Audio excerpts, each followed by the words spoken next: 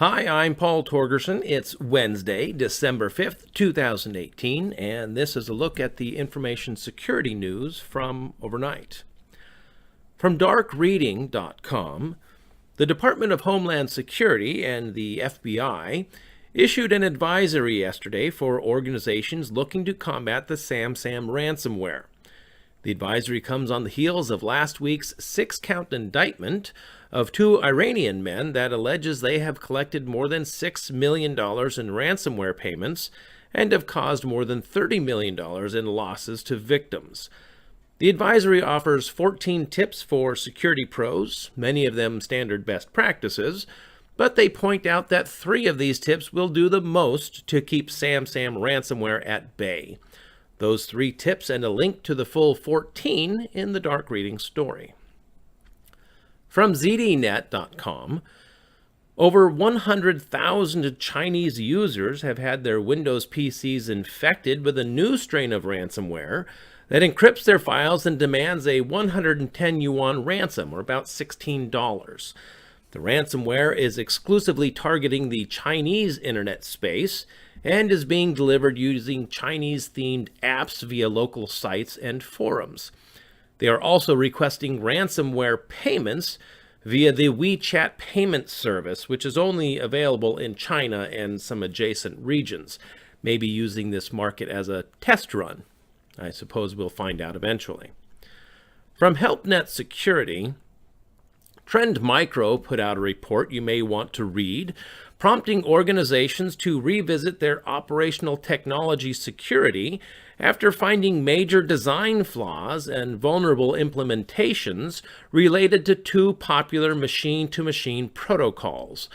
These being Message Queuing Telemetry Transport, or MQTT, and Constrained Application Protocol, or COAP.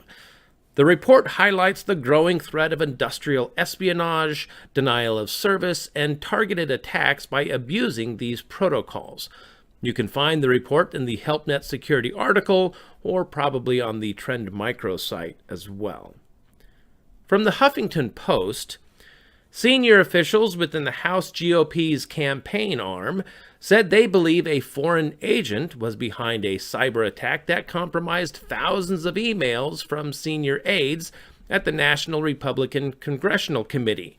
The NRCC learned about the hack back in April, at which time they informed the FBI and also launched an internal investigation, but declined to inform the public about the hack because the internal investigation was still pending.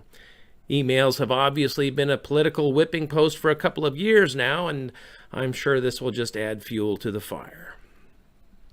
From threatpost.com, payment card data has been lifted from the Canadian online outpost of 1-800-Flowers. The site's operating company, Ontario Inc., discovered in October that there had been unauthorized access to payment card data used to make online purchases. The impacted data consists of all the basic card info, first and last name, payment card number, expiration date, and that great little security code on the back. The real standout point here, though, is how long shoppers were affected. Ontario Inc. said it thinks the data exposure lasted from August 15th of 2014 to September 15th of this year.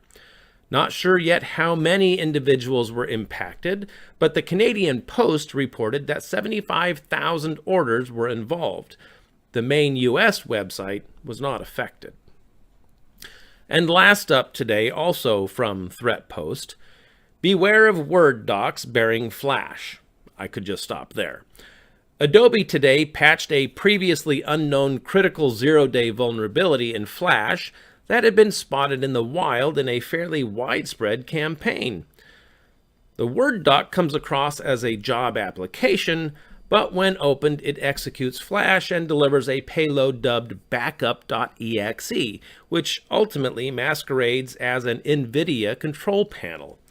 Full details and all the appropriate links in the ThreatPost article. That is all I have for you today. Have a great rest of your day, and until tomorrow, be safe out there.